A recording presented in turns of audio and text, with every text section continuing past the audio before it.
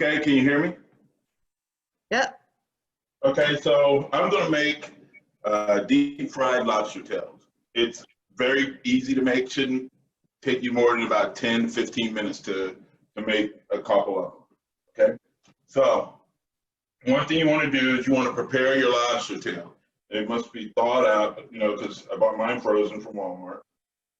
And you cut the middle of the tail like this, with a pair of scissors.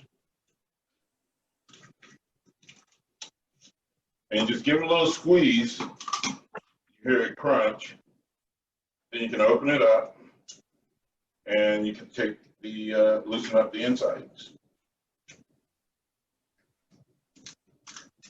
Now you can cook them with the shell on or with the shell off. And in general, I like having mine with the shell off, but what we'll do today is we'll have one with the shell on and one with the shell off. And that way you can see the difference in the two.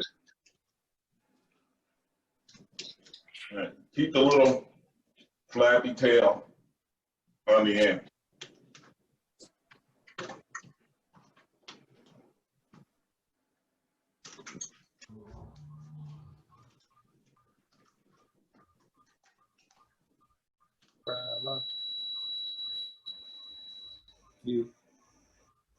Sounds like somebody's smoke alarm is going on. Oh, yeah. Okay. And so there you have, we'll use this one with the tail on.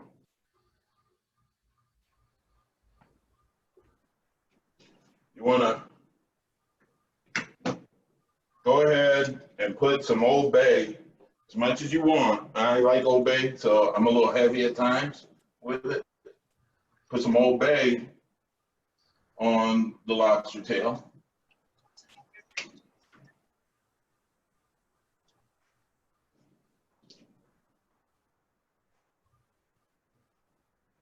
And then you kind of just set it aside for a little bit until you're ready to get to it.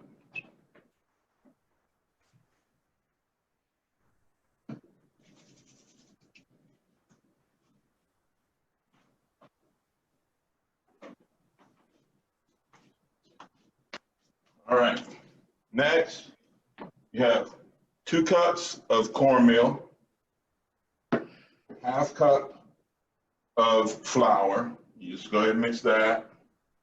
Put in your teaspoon of garlic powder, teaspoon of onion powder, teaspoon of cayenne pepper, and then you can have salt and pepper to taste. And that's, I like mine kind of peppery, so I'm a little heavy-handed with the pepper, as you can see. And because of my high blood pressure, I don't need a lot of salt, so just a little bit. Get good in from the Old Bay. Okay. So go ahead and mix that.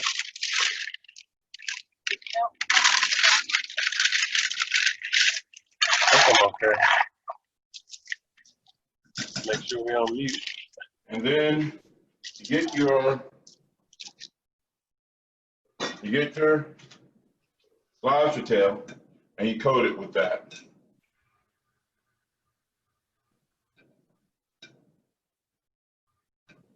You know, if you're like my mom would do, she'd put all this in a paper bag, throw it in there, shake it up like she does her chicken. She do the same thing with the other lobster tail too.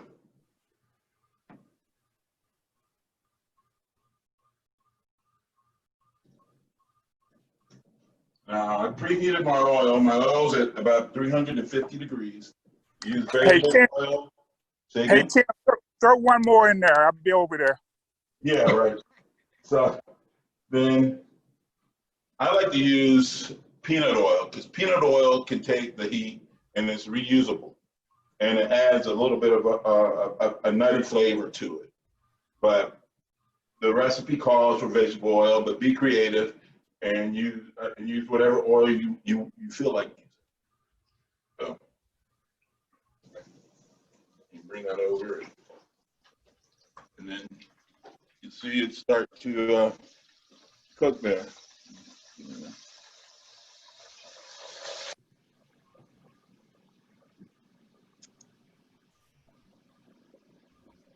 So Tim, that appears to be cooking at a higher temperature than we may normally see with fried fish. Is that right? It seems a little higher, or is it not?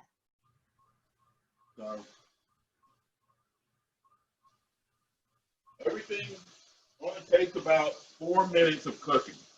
Like any shellfish, if you overcook it, it gets really tough and it doesn't taste good. So also, if you like to use an egg wash, like if you use an egg wash with your fried chicken and you're used to that, you can also do that. If you want to use it as, use the coating as a batter, go ahead, add an egg and maybe a cup and a half of tonic water, okay? And that helps too.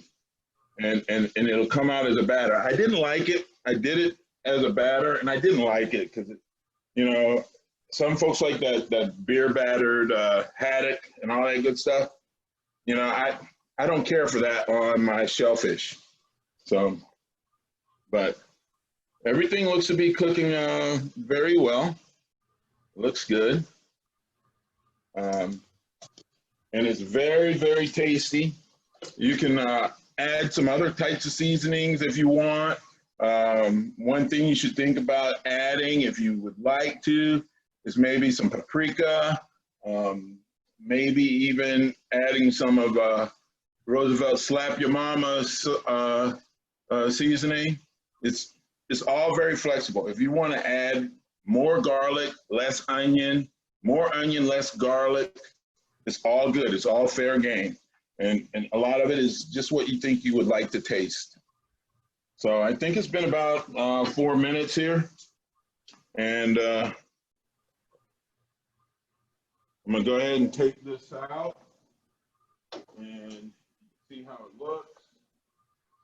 Oh, it looks so delicious. And you go ahead and put it on a paper towel. Well, Tim, how can you tell if it's done? Like, you know, with fish, they say if you watch it, it'll float up to the top when it's done. But with that, you just had to pay attention to the clock? There's no other way? Well, you don't have to pay attention to the clock.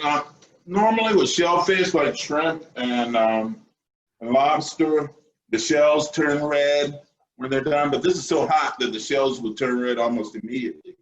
But shellfish and shrimp, things like that, they don't really take a long time to cook unless they're frozen.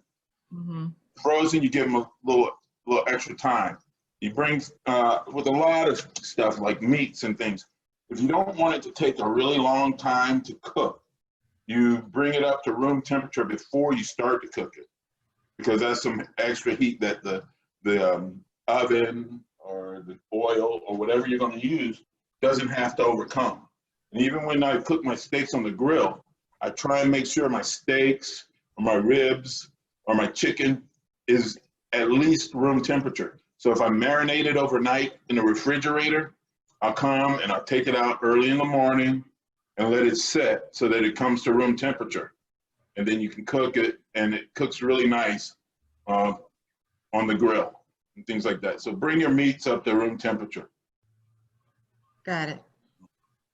So yeah, it looks really good. And one thing I like to eat it with is you gotta add some yum yum sauce. You have some yum yum sauce and get it at Wegmans, at Walmart, your Tops. Get some yum yum sauce for dipping, and it'll be really great. So that's it, guys. Hey, Don, how about that for 45 minutes? 3. Bam. I know. Y'all on the bar. All right, yum yum sauce. So I've never heard of that either. Nice. I'm learning all kind of new stuff today. All right, are there any questions for Tim? Great job, Tim. Yes, great job, Tim. Yay. Hey, Tim. Good job.